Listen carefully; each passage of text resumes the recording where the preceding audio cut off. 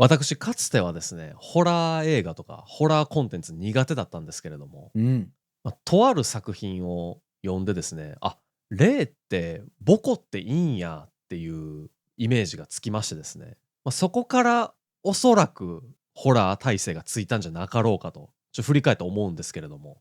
霊をボコって言ってたのは、霊をボコボコにするっていうことですか？そうですそうですそうです。なんか、正確に言うと足の裏で踏んでたかな、この作品では。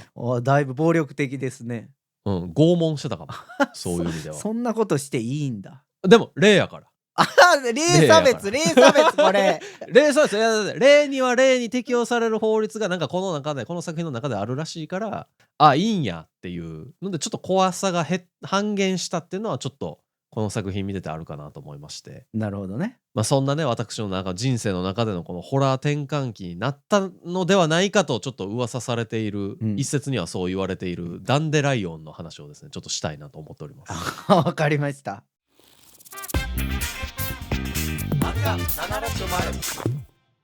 本日はですね、今大変話題になっております、うん。ソラチ先生のダンデライオンという作品の話をしたいなと思っております。銀魂の作者の先生ですね。はい、はそうでございまはいす。はいはい。これね、なんか読み切り作品としてダンデライオンというのがあって、うん。ソラチ先生のデビュー作としてあって、で、多分今は銀魂の単行本1巻に収録されてるんですけど、うんうんうん。これね、今手元にあるけど、銀魂がね。うわ、懐そうそうそうかそうそう。しいな、それ。もう。そうやね。この最後の方にこう、収録されてるんやけれども、はい。これがですね、なんか知らんけど、急にネットフリックスでアニメ化しますみたいな。らしいですね、なんか。そうなんすよ。信じられないですよね。もうなんかうん。僕これ、今でも覚えてるんですけど、銀魂って、多分中学2年生の時に、僕1回だけ、人生で1回だけ入院したことがあって、ああ、そうなんですか。3日間ぐらい、なんか検査入院みたいな感じだったんで、別に大したことないんですけど、はいはい。自律神経ちょっと良くなくて、うん。っていうので、ちょっと入院してたタイミングで、お母さんが買ってきてくれた。お母さんチョイスで銀魂がやってきたってこと？多分僕が言ったんやと思うんですけど、うん。買ってきてくれて、うん。で、そこでこう初めて多分ダンデライオンにも触れたほのを覚えてるんですよ。すっごい繰り返し読んだのを覚えてて、どうせやることないからね。う。まあまあ入院中なんてね。入院してると、今みたいにスマホとかもないからさ。うん。なんかその中でめちゃくちゃこういろんな中学の時なりにこういっぱいさっきの「霊ってボコっていいんや」とかさ、なんかそういう新たな出会いがあったのを覚えてんなと思って、ちょっと今回そのダンデライオンの話をしながら、はい。昔こう思ってましたっていう話をしたいなとあ、思うんですけれども、解雇するわけですね。解雇会ではい。す。っていうのに合わせてこうやっぱそのネットフリックスで、はい。なんかオリジナルの話がね、うんうんうん。読み切りだけで語られた以上の話をうん。アニメシリーズの中ではやるらしいから、はい。それに向けてのこう期待感みたいなのをうん。高めていきたいなと思っておりまわす。かりました。ちなみに僕はい。は銀魂はミリ集なんですけど、はいはいはい。今回はダンデライオン、僕も読んできまして、ちょっと2人で、うんうん紹介しうんうん。つつ、ちょっと感想も交えつつはい。話せればなということで。じゃあニオさん呼んできたんやったら、はい。あらすじ言ってよ。あらすじあらすじ言ってあよ。らすじこれ説明するの難しい作品なんですけど、ですうん。ね、天使が主人公でございまして、貧乏天使ね。貧乏天使の、うん。丹波哲夫うん。と黒金美咲の2人が、なんていうか、うん。2人タッグというのかな。鉄と班長ね。鉄と班長。哲夫が鉄で、美咲が班長ですね。班長はい。班長。で、その天使の2人が成仏できない霊魂を捜索して、あの世に送る仕事に奔走する物語ですと。タンポポ組の2人がね。いやもうややこしになるからさ、タンいやポだって、ポ組。ダンデライオンっていいや、そうなんやう名前けど、の元になってるから一番大事やん。あらすじを設定説としては。明する上ではねややこしになるからさ。だからう現実ん。社会にその天使がやってきて、うん。霊魂探してこうあの世に送るっていう仕事をしはるという話でございますね。うんうんうんうんで、うん。今回の読み切りで言うと、なんかじいちゃん、そうですね。おじいさんがちょっとこう成仏できなくて逃げ回るのを追っかけますというところから話が始まるわけですね。そうそうそうそう。はい。だから多分アニメの方ではその1話完結みたいな感じになんのかなと思ってるんですけどね。うんうんうん。確かに1そう話目ではおなりそじいちゃんを追いかけ回して成仏させる。う。うん。けど2話目以降はなんかまた違う何かを追いかけんのかなとは思ってるんですけど。おそらくそうですね。はい。そう読み切りではその一案件の話なんですよね。はい。っていう中でこの僕はやっぱ読んでて、やっぱずっと空知先生ワールド全開なわけじゃないですか。ちょっとなんかこうみんながなんかどっかよくわからないところで飛び抜けてるというか。まあ僕はねちょっとほぼ初体験だったのでああ、そう、うんさようですか。でもさよなんうですか。となく銀玉のイメージってこういうのあるなっていうのは確かに思ったかも。そうそう。まあ、唯一多分ね、ツッコミみたいな人があんまりおらんのは、うんちょっと珍しいっていうか、銀玉とは違うとこかも。銀玉はツッコミ役がいるんだ。まあ、志村新八っていう、ずっとツッコミに回らざるを得ない、すごい不憫な少年がいるんですけど、はいはい青年かな。眼鏡かけた青年か。あ、そうそうそう。で、ツッコミがくどいってめっちゃ言われてる。悲しい。悲しい。悲しき、悲しき青年がいるんですが、みんながボケ続けるからその立場にならなあかんのに、なんかこう言われちゃうっていう悲しい存在がいるんですけど、ダンデライオンではそんなに明確にこの人ツッコミ役やなみたいな人は多分まだおらん。なるほど。おそらく。だからそこら辺はちょっとその銀玉の空知先生ワールドとはやや違うとこかもしれないですけど、まあでもみんなやたら長文でボケてくるっていうのは空知ワールドかも。やっぱそうなんやね。でまあ僕はすごい中学の時にもう、まあ、銀玉も読んでたし、このダンデライオンも読んですごい好きやったんですけど、やっぱねなんか今読み返すとここ中学の時こう思ってたなーっていうのがすごい思い出されてきてですね、はいはい。まあ懐かしい思い出がね。そうそうそう、まあ、それこそさっきのね言ってた「霊ボコっていいんや」っていうのも、当時としては結構僕ショッキングやったんですよ。霊をボコるっていうのはどういうのが起きるんでしたっけ、そもそも。これで言うとですね、まあおばあちゃんに会わせようみたいな話になるんですよね、この読み切りの中やと。その逃げてるじいちゃんをね。そう、逃げてるじいちゃん捕まえて成仏させようっつって玉金っていう銃で撃とうとしたらちょっと佐島さんやめてください急に。漢字ちゃんと出しといてくださいね、漢字。魂。玉金ね。魂に禁じる魂魄解禁銃っていうやつがあるんですけどはい玉金ひどい名前だもん。ひどいだって銀玉っていう漫画やってる人やもん。まあそりゃそうだね、確かにね。だってなんかどこか忘れたけど、なんかこのタイトルに銀玉っていうタイトルにしたの、なんかこの銀玉っていう漫画があわよくば売れて、なんか全国の女の人が銀玉がさーっていうところを聞きたいっつって言ってた。最低すぎる。空知先生。純粋に最低すぎる。確かどっか銀玉のどっかに書いてるはずなの、なんか作者らみたいなところでね、いつも手書きで書きはるみたいな。まあまあ本気かはね、嘘かわからへんけど。まあそうそうそうそう、まあコメディアンですから。はいはいそうですね。そう。まあその玉金でそのねおじいちゃんを成仏させようと。したところにちょっと待ってくれと。おじいちゃんが言って、ちょっとおばあちゃんに一言謝りたいことがあるからそれをやってから成仏させてくれみたいな話になって、おばあちゃんのところに連れてこうかってなるんですけど、そのおばあちゃんはまあ幽霊見えへんから、生きてる人だからね。そうそうそう、聖者やからね、棺桶に片足突っ込んでるかもしらんけど失礼なこと言うな。いやいや、これ空知ワールド的な喋り方してるわけじゃない。そうなんですか。だからまあ一回そのおばあちゃんをその魂を肉体から引きずり出そうっつってまあ幽体離脱させようっちゅうことやね。そうやね、そうやね。なんか一回殺すってことなのかな。いや殺してはない、一回離すだけ。幽体離脱なんかな、単に。って言って幽体離脱させたらおばあちゃんの中からなんかよくわからないパンチパーマのおじさんが出てきてあれってなるんですよね。おばあちゃんはあって。確かにね。だっておばあちゃんの中からおばあちゃんが出てこないとおかしいもんね。ほんまはね。いやわからん、もしかしたら魂ってみんなそれぞれなんかもしれない。ややこしになるからさ話が。そうね。まあこのダンデライオンにおいてはあれってなるわけですよ。おばあちゃんの中からはやっぱおばあちゃんがね、なんか何やったっけ、腐ったブルドッグやったっけ、なんかそんな話やったかもしれん。そうそう、腐ったブルドッグみたいな見た目のおばあちゃんが出てくるはずなんですけど、本来は。なんて失礼な。僕じゃない、僕の言葉じゃないから。そうですね。はい、作品内でね、作品内で表現されてた。そうやけど違うやつが出てきて、でなんかばあさんはって聞いたら、わかんねえなみたいな感じのとぼけをかますから、班長がすごいボコるんですよね、真顔で。班長がボコそうね、ボコってた。班長見た目は少女なんですよ。うん和装のね。そうですね。でそれが真顔でめっちゃボコってくるっていう。強いんだ。めっちゃ強いらしい。なんか宮本武蔵の霊を退治したことあるって言ってたもんね。いくつやねんっていう話やけどね。まあ天使やから。もう天使のその年齢の概念が分からへんけうど。ん。ずっと働いてると思う多分。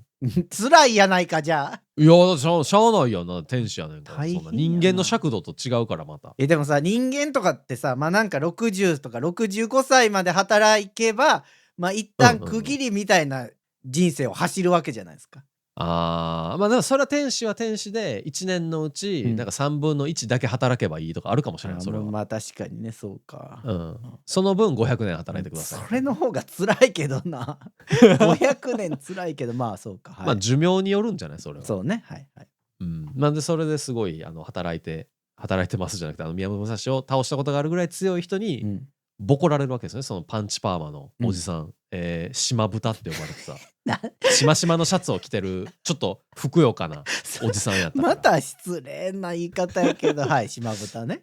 島豚ゴーストがすごいボコられるっていうはいはいはい。シーンを見て、うん当時で言うと多分ねなんか僕小学校の頃とかにリングがあったんかなうわいややったねあったかも。とか多分中学入ってぐらいから呪音とかワンツーとかやり始めてもう J ホラーがすっごい、盛況というか、着信ありとかね。着信ありもね。流行ったよ。柴咲コウ出てんねんあれ。佐島さんの好きなね柴咲コウ、大好きな柴咲コウ、それはいいんだけど。そうとかが出てるタイミングでもうすごいやっぱりこう世の中的にも幽霊怖いよねみたいな。あった。僕も嫌いやったし、当時は。テレビでさ CM やるのとかほんまに勘弁してほしかったね。せやねんな。なんか心霊番組みたいなのも多かったしね当時。多かったね。本コアとか本当にあったそうとかなんかアンビリーバボーはちょっと都市伝説系か。そうなんか心霊写真を送ってもらってみたいなさ検証するとかさあったね流行ってた時期あった。結構当時はあったから、やっぱりこの霊に対する印象っていうのがすごい悪い中で、このボコっていいっていうね。ボコっていいってかボコれるんやったらいいけどさ。そうねボコれるんですよ班長。ボコれる人がいるっていう天使だからねことかな。天使やからっていうところでなんかやっぱりねこの入院してる時にベッドの上でね、読んだ時にちょっとやっぱ安心感みたいなの覚えたかも。どこに安心してんのか疑問やけどそうかな。病院ってね夜怖いんすよ。いやわかります。それは確かにそう。なんかそもそも言って人の死と結構密接な場所ではあるじゃないですか。もちろんそうですねはい。やし夜中ってやっぱ消灯するから、でもその時にトイレ行きたいなとか、でトイレはトイレでなんかさこうちょっとやっぱなんていうの検便とかもできるようにやや広めに取ってあったりするわけですよ。なるほどね。でなんかいつもいるこの空間とは知らない空間ちょっとでかいし、自分の視界に入らへん空間がでかい中でこう用を足さないといけないわけで、ちょっと怖いんですよねやっぱり。そうねわかるそれはわかります。っていう中でこのばあさんはってこう切れながら質問しながらボコる島豚をボコボコにする班長、島豚をボコボコに足の裏で蹴ってたそうね手ですらなかったもん、踏みつけてたからね。踏みつけてた、はい、あれはね非常に勇気もらって、なんかめっちゃ懐かしい気持ちになったこれ読んだ時。そう当時のね思い出とともにそうブワーって蘇ってきてこれな超いいシーンやったなって思って、めっちゃちっちゃいコマなんやけどね。そうね確かに大きくはない。そうっていうところでねなんかこれは当時の記憶というか学びというか、でもこうフィクション作品によってこう例の捉え方違うよねみたいなの中の一つにすごいなってる自分の中ではなってる作品やなと思いましたね。なるほどね。今はようあるかもしれないですけどね。まあ確かにね。やし当時もようあったかもしらんけど自分がたまたま出会えたのがこれやったっていうので、ですね。あとやっぱ当時読んでて、一番印象に残ってるので言うと、酔っ払ってる大人って面白いんやなって思った気するこれ読んで。そうなん酔っ払ってる人多分一人しか出てこないんですけど一人しか出てこないその宮崎駿みたいな見た目おじさんが出てくるんですけど、パヤオみたいな人が出てくる。そうそうそうそう、白髪で、多分白いと思う。はい、そうですね。漫画やから分からへんけど、そう白髪でひげ生えてて、でちょっとなんか太い黒縁の眼鏡かけててみたいな。でまあ車に乗りながらね、まあ酔っ払ってるわけです。運転は違う人がしてるんですよ。助手席側ってことね。そうそう、助手席側に乗りながら、こう酒煽りながら、ウィーって言いながら、こう金玉じゃないわ、玉金をね。いや、もう佐島さんただ単に金玉って言ってるだけや、それ。やっぱ銀玉に釣られたね、い今。やいやいや、あかんな。玉金を構えて、いやなんか照準が合わねえなっつって酔っ払ってね。酔っ払ってうんでも頑張れわしアルコールに負けるなって言ってるのはなんかいやなんか酔っ払いって可愛いんやなってなんかちょっと子供心ながらにめっちゃ思った覚えがあうる。わなんか子供の感想やわそれは。子供の感想。すっごいね覚えてますねそれは。迷惑やもんな、どう考えたって。まあ助手席で酔われるとめちゃくちゃ嫌やな。最低やな。自分が運転してる時にうんウイーとか言ってたら絶対嫌やな。ボコるわそれは。そらそうでしょ。足の裏で踏みつけるわそれは。島豚を。島豚を。そうでもなんかそこら辺はなんかすごいね当時、新しく触れてる中でこういう人もおるんやーって思った覚えがあるすごい。大人になってどうですか、酔っ払いは。可愛くはないね。そうだね。大人になると可愛くない。そうだね。可愛くないし面白い人は面白いけど、はいおもんない人はとことんおもんない。それは別に酔っ払ってても酔っ払なくてもそうだろ。それはいやなんか酔っ払ってなくて、うん面白くない人は別に僕責めないんですけど、はいはいはしゃあない。それはねそれ違うところにステータス割り振りしてる人はいくらでもおい。る。もちろんそれはそうだ。それはしゃあないけど、でも酔っ払って騒ぐくせに面白くないやつがたまにいるわけですよ。まあ迷惑をかけてってことね。そうそうそうそうそうそう。なんかいくつなんて思う。何回見ても。厳しいですね。っていうか酒何年飲んできてんのって思う。いえいつになったらうまくなるのなかなってらへんよ、思う。酒はならへん。一生飲まれ続けるから。そうかそうか。ならないよ。やっぱ万年シラフの私としてはね飲めへんから、はい、アルコールまあ僕もほぼ飲まへんけどね。飲めへんからこそなんか何年飲んでんのそろそろうまくなったらって思う。ならへんのよそれが。ならないんだそれがな。それが大人になってちょっと変わったとこかな。中学の時は酔っ払いはみんな面白いと思った。ああそうかそうか。なんかアルコールに負けるなって思いながら頑張ってアルコール飲んでんねんなってこう自己矛盾を抱えながら突っ走ってるなんかどこかけなげで面白い大人なんやなって思ってた。その頃の感想のままが良かったななんか。やっぱリアルに触れてくるとねそうではなくなってくるからやっぱそうでりどうしてもすね。はい。っていうのがありましたかね。僕ねこれね初めてこのダンデライオン今回読んだんですけど、まあ一つ思ったことがあって、あの世に行きたくないっていう。行きたないよなみんなそりゃ。まあそうなんやけどそうなんですけどちょっと理由があって、まあ天使がねいてその霊をまあ成仏させるために働くっていう物語なわけなんですけど、なんか僕のイメージしてたあの世とちょっと違うんですよ。あの世ってでも出てきてなくない？そう直接的には出てきてないんですけど、まあ霊がいたりとかその天使の喋ってることを聞いてたらなんかちらほらそのあの世の仕組みみたいなのが見えてくるわけで、まずその成仏させようとしてるおじいちゃんがすごい走り回って逃げてるんですけど、頭にお化けのひらひらついてるんですよ。皆さんわかると思うんですけど三角ひらひらみたいな、三角筋みたいなね。そうお岩さんとかがつけてるやつね。そうそれつけてるんですけど、そこになんか車両ナンバーみたいなの書いてあるんですよね。ID みたいなね振られるんです。あれ世知辛いよな。いやそうやねそれなんか死んでもう名前扱いじゃなくてなんか管理番号で扱われるってことじゃないですかあれきっと。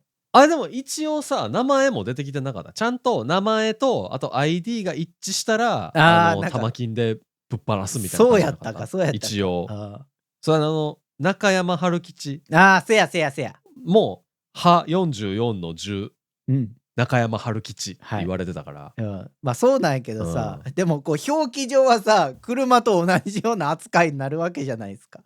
そうやねなんかちょっとそれが複雑やなって思ったのがまずあってあれしかも、は44の10とかってなんかすぐ切れそうやしね、番号。あ、確かにね。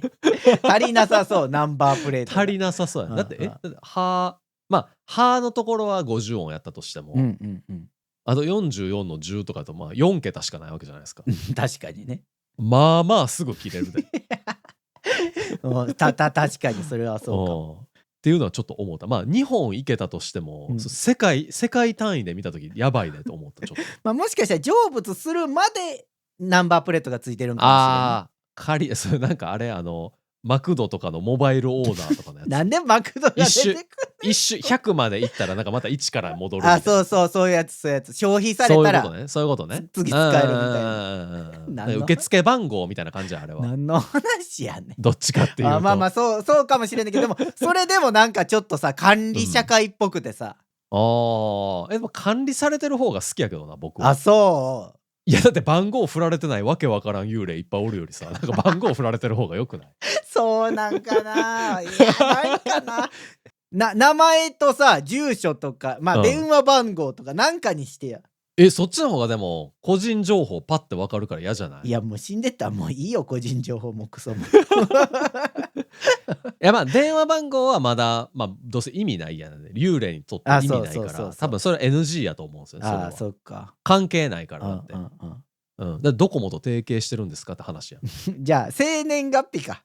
生年月日と名前。そう。生年月日と名前でも一緒の人おる可能性あるから。まあ、ギリおるか、そうやな。確かに。そうやね。だからやっぱ ID を振るしかないんですよね。いやな、なんか ID って嫌じゃない。例に ID があります。例 ID を振るしかないんですよ。まあ、そうか。まあ、でもそれもさ、ちょっとやっぱ気になるなって思ったところで、他にもちょっと実はあって、なんか、その天使たちが喋ってる時に、冥界法みたいな法律、冥界の法律で、お前それでは違法やぞみたいな話が出てくるわけなんですけど、横取りすんなよみたいなね、その獲物を。なんかそうやったかな。他の天使の獲物を取っちゃいけないと。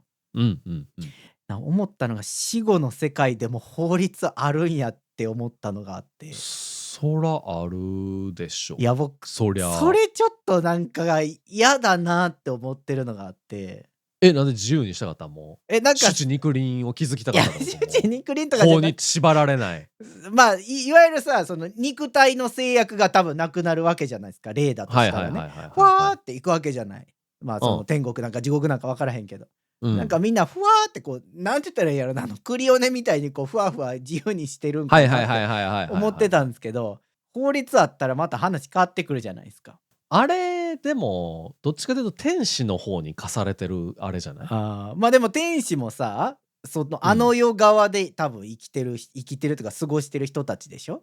どうなんや、まあ法って言うけど、どっちかっていうと就業規則みたいな感じなんじゃない？そうなんかな。冥界法って名前やで。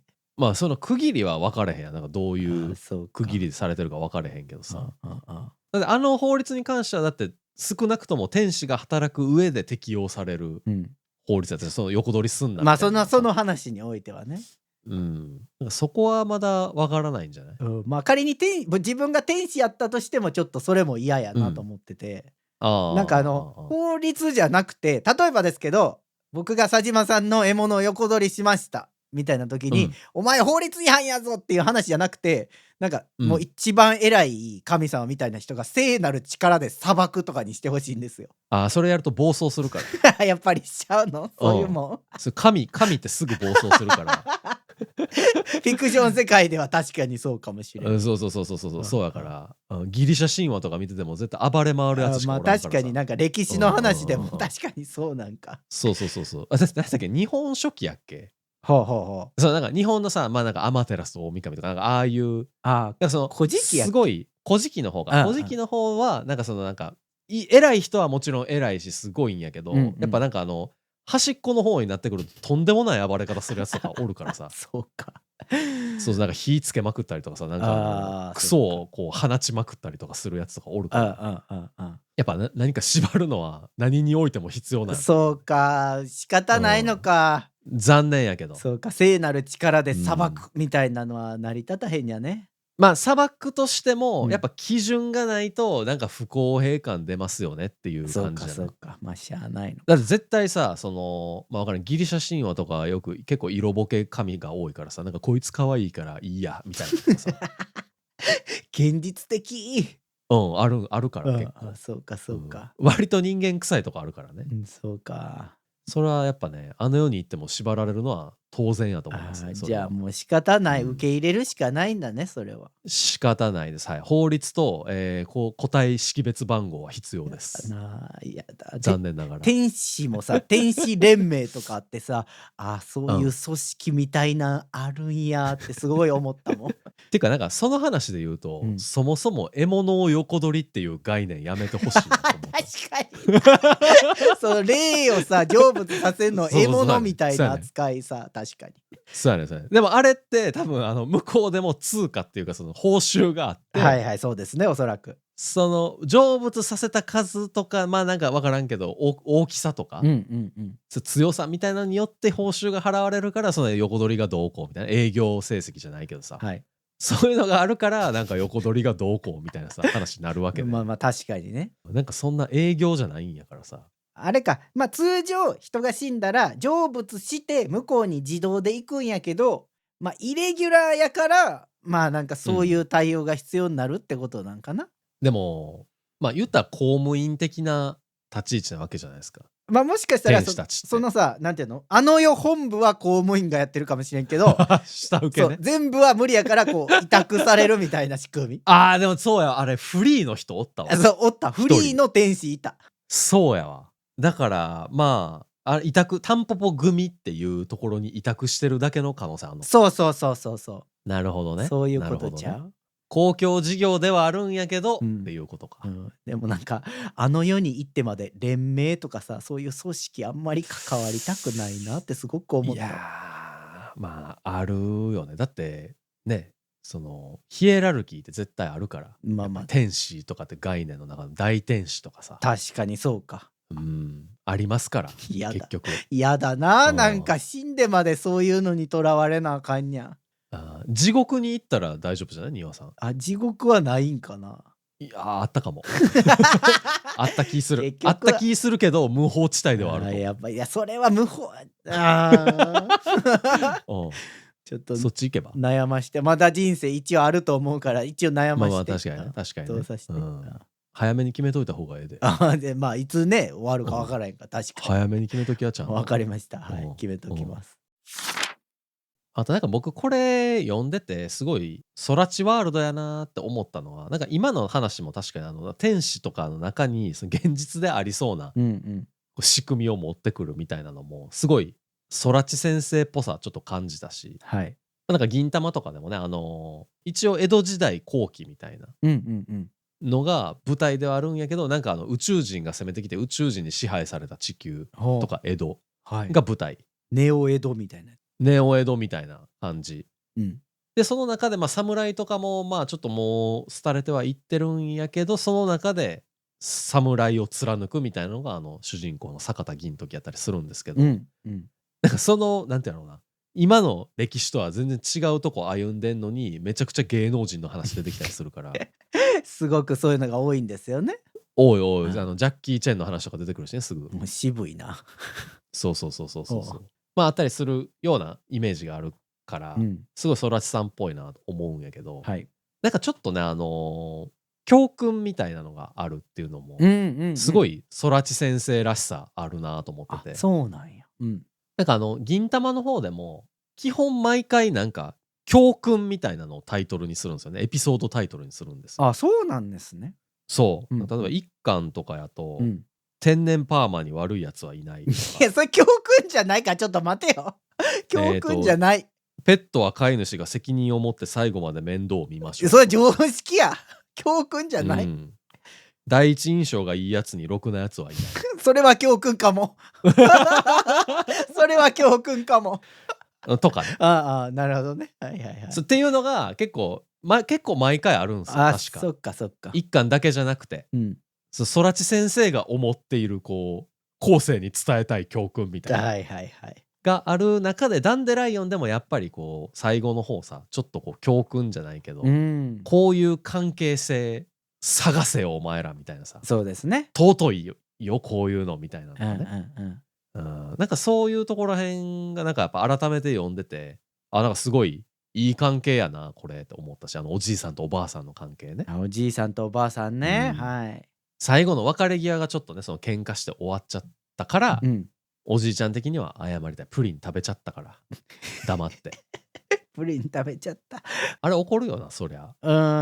まあ怒りはするかな、せやね。なんで食べたんっていう。しかも食べてる時のじいさんの顔めっちゃ悪い顔で食べてるからな。せやね。めっちあゃ悪い。れ、食べたらあかんって分かってるけど食べてる顔やった。そういう顔やった。そうそう。それ良くない。ほんまに良くない。うちのお父さんよくやるけど。なんでだ。うちのお父さんやるんだ。すごいね。やるね。なんか冷蔵庫はもうなんか共有資産やと思ってる節があるから。何回言っても治らへんな。やばいな、それは。一回なんかシェアハウスとかに住んでほしいな。いやーでもなんかアメリカンなんやろね、きっとね。そう、アメリカンなの。ごめんなさい、僕分からへんけど。アメリカってなんかね、友達の家とか、その実家やで、友達の実家とか行った時に、冷蔵庫の中のもの勝手に食べていいって言われた。マジで？勝手に飲んでいいし、勝手に食べていいって言われた。すごい。その友達がゲロ金持ちやったからかもしれない。そうかもしれんけどな。いやだからめっちゃ抵抗あったからさ、友達と一緒に冷蔵庫開けてって言ってさ、どれ食べていいか教えてって。そらそうよな。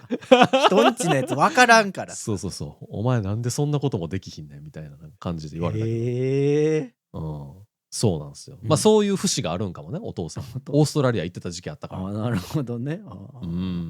なんですけど、まあそのプリンを食べちゃったことで、おじいちゃんとおばあちゃんね、ちょっとやっぱ喧嘩した状態で、まあ離れ離れになっちゃったから。寿命が来てってわけじゃなかったんでね、確かに。そう。だからどうしても一言謝りたいっていうので、じゃないとなんかね、こう、別れがそんなんやったらちょっとどうしても死ぬに死なれへんからっていうので、言ってたけどやっぱ最終的にね、こう、いや、そこじゃないやんっていうおばあちゃんが言うわけじゃないですか。そうっすね。なんか今まで積み重ねてきたところがなんか崩れるほどそんな大したことじゃないやんみたいな。ああいうなんかちょっと教訓めいた話みたいなのは。そうね。なんかね、空知先生すげえ得意な気がします、ね。そうか。詫びの一つや二つで生産できるほど私の人生は安かないんだよと。そうよ。ばあちゃん言うね。江戸っ子やねんな、なんか。ちょっとこのね、じいちゃんとばあちゃん結構こう口論し合うタイプなんですよね。そう。あんまりこう、おいババアみたいな。穏やかなクソじじいみたいな。ないから、そう。江戸っ子やねんな、すごい。江戸っ子なんかな。空知先生江戸っ子やねんな、北海道出身やけど。じゃあ江戸っ子じゃないやん。じゃあ違うやん。ソウルが江戸っ子なんですよ。そうなんか。多分。そうか。粋な感じ多いわ。なるほどね、確かに。鉄の言葉とかもね、結構こう僕らに語りかけるようなね言葉が多くて。そう。でもやっぱちょっと恥ずかしいからギャグがめっちゃ入ってる。まあ江戸っ子なんですよ。江戸っ子なんかな。そうなんか恥ずかしいのか。江戸っ子やと思うよ多分。そうなんかな。なんかそこら辺もなんかすごいね。まあ当時今読むとまあなんか結構ね、その大人が読むとさちょっと説教臭いなと思ったりするかもしらんけど。いや知ってるよみたいな。まあ確かにね。そこだけ切り取ったら当たり前やんみたいなね。そう。もちろんストーリーの中で読むからそうではないんやけど。なんかそこら辺もなんか当時僕中学校の時に読んでた時はすっごいなんかこの関係いいなって思いながら。じいちゃんとばあちゃんのね。そう当時は彼女もいない入院をしてる身でございましたから。そうか。誰も見舞いに来てくれない。それは寂しいな。夏休みやったのに。でもあんまり友達んとこ見舞いってそんな行かへんのじゃ。まあそうやな。長期入院とかじゃない。だって3日ぐらいしかおらんかった。3日。それは行かへんよ。3日。そりゃそうや。すぐ出てくるやそんな。そうやね。小旅行みたいなもんやがな。そうやな。そうだからなんか当時はすごい響きましたね。なんか。なるほど。言葉がね。じいちゃんばあちゃんのやりとりとか。こういうまあもし将来結婚するとか誰かとこう一生共にするってなる時って、こういう関係みたいなのを目指した方がいいんだなみたいなのはすごい思った。なるほど。佐島さん今の奥様とこう結構言い合うタイプの関係性なんですか？言われる。言われる。そうなんそうなんや。いや僕はねもちろん佐島さんの奥様何回かお会いしたことあるんですけど、あんまりねこう普段結構おとなしくっていうか静かなタイプに見えるんですけど。そうですね。でも二人きりやと見えるんですけどね。言われるんだ。普段は僕が言うんです。どうでもいい話を長くするのはどっちかというと僕。でもなんかその口論ではないけど、なんかこれこうした方がいいんじゃないとか注意されるのね。そう注意とかは妻の方が多いかも。それさ奥様から言われた時に、口論にはならないんです。いや僕はなんか本当にそうだと思いますって言ってるから。こいつ反省してへんやろ。じゃあ反省してないわ。はいそうです。本当にそうだと思います。次回から気をつけますって言ってる。もう AI の回答みたいになってる。押しても意味ないなって感じるわそれ。いや僕も本当にそう同じこと思ってました。じゃあやめろよって話だから、いや本当そうですよね。反省してないわ。本当そうなんですよ。本当そうです。本当そうなんですって言ってる。これはそんな感じですねいつも。そうですか。理想の関係です。違うやんけさっき言ってたじいさんばあさんの関係。全然違うと思うけど。この作品読み切りですけど、すごいなんとか気になる要素が散りばめられてるんですよね。まあだからネットフリックスさん広げようがあったんやろうなって感じしますけどね。もちろんね空知先生書かれた時も連載を狙って読み切りを書かれてるでしょうから、そりゃそうなんですけど、なんかその班長ねすごい少女の班長がすごい力を持ってるとかも、なんで持ってるのとかその経緯とかが全然不明で、狂犬の鉄がなんで班長の下で働いてんのかとか、丹波哲をね、はい、そうまあボコられたんやろうなって気するけどそうなんか謎の関係性があったりとか、あとは哲がそのね、ちょっとこうじいさんに説教したりするわけなんですけど、なんかちょっと言い方きつかったりして、なんか過去にあったんかなみたいな雰囲気が感じられるんですよね。やろうね。そうとかやっぱ他のなんだっけすみれ組とか梅組とか淵組とかいろいろキャラとしては出てくる。からなんかそこら辺もね、気になるし、でももちろん読み切りやからそんな長くは描かれないからさ、もうスパッと一旦終わっちゃうけど、それをネットフリックスで全7話か7話らしいね。で多分1話目はおそらく読み切りのとこちゃうかなと予想はしてるんですけど、でも他のは多分続きで違うのが書かれるから謎が明かされるんちゃうかなって気はしますよね。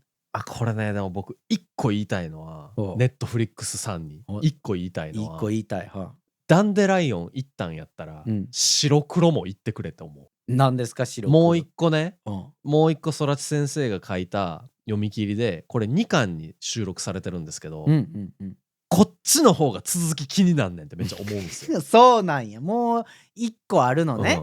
そうもう一個なんか銀魂で3作目なんかな確か。だからダンデライオン白黒銀魂って書いてて、で銀魂が連載で続いてるみたいな。じゃあ流れで言うと連載初めては銀魂になるん？多分。でそれで言うと僕白黒がなんか一番好き。まあ銀魂は銀魂で長く続いてるから別にずっと好きやったけど、もうなんかね思い入れというかなんかもうなんでこれ続き書いてくれへんのっていう気持ちで言うと、白黒がめちゃくちゃ気になる。白黒ね。まあこれもなんかね例ではないけど呪いがどうこうみたいな話なんですよ。ちょっとオカルティックな話なんですけど、これもバディものなんですよ。そうなんや。なんかそれは先生が書きたいものがこう最初にあるんやろうな。そうやね。でなんかそのバディものの中でなんかねこれネタバレしていい？白黒のほんのちょっとだけね。ほんのちょっとだけ。なんかこれ主人公が高校生やったかな中学生やったかなの女の子なんですけど、呪い屋をやってるみたいな。呪い屋。たたり屋みたいな。でなんだかんだそのちょっと半人半妖みたいな、ちょっと魔人みたいな人がそれを説教しに来るみたいな話なんですけど、いや人を呪わば穴二つやでと、あんまそんな気軽に呪ったらあかんでみたいな、で来るんですけど、そのなんだかんだ騒動があって、俺も明日から学校一緒に行くからみたいなえ感じで魔人がこう来て、あ一緒に学校行かなあかんのみたいなところで終わるんですよ。あー、なるほどね。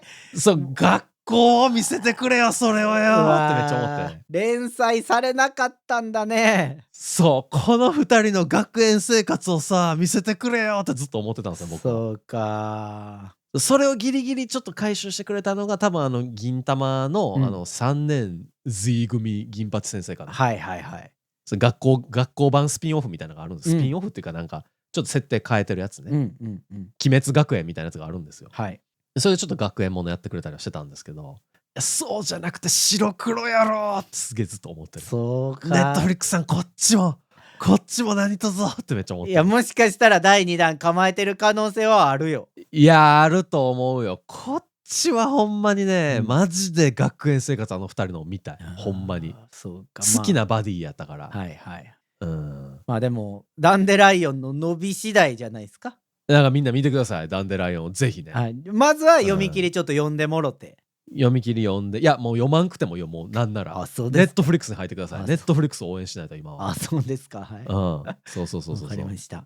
ネットフリックスお願いしますよ皆さん。じゃあ見ましょうね。僕も1回キャンセルしましたけど、僕サブスクリプション。はい。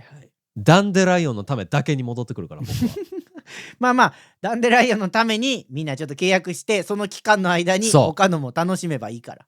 そうね。でもダンデライオンの再生数を伸ばしてください皆さん。わかりました。データ取ってますからみんなの。そうやね。それで判断されるから。はい。白黒がいけるかどうかは。頑張りましょう。いやほらもう動いてるかもしらんけど。大人って早いから。そうですよ。それは計画されてますよ。そう。まあでもちょっと興味ある方はぜひ2巻の方も手に取って読んでください。銀玉の2巻に収録ね。2巻に収録です。そう。わかりました。今ブックオフとか行くとね、だいたい銀玉の1巻はもう転売ヤーが買ってないけど、2巻はあるから。転売ヤーそこら辺まで頭回らへんから。やめろよ。なんで急に転売ヤー攻撃したっすね。何の話いやだから例はボコっていいのと同じで転売ヤーをボコっちゃダメなんですよ。ボコりようがないんだあの人らは。難しい。あ、そうか。扱いが。のれんに腕押しやもんな。そうなんですよ。そうだね。まあその2巻は多分あると思うんで、皆さんぜひ手に取って読んでみてください。はい。漫画760。漫画760ではエピソードの感想はコメントで、番組へのメッセージはお便りで募集しています。お便りは公式サイトからも送れるので番組概要欄をご確認ください。お便り採用者には抽選で漫画760ステッカーとしおりをプレゼントしています。漫画760は毎月第1水曜18時頃に更新しています。ぜひ番組のフォロー、高評価、通知設定のオンを忘れずにお願いします。エピソードの概要欄に今回紹介した作品の Amazon の URL を載せているので、よければそちらから買ってください。売上の一部が漫画760の活動資金になります。ではまた次回お会いしましょう。バイバイ。バイバイ。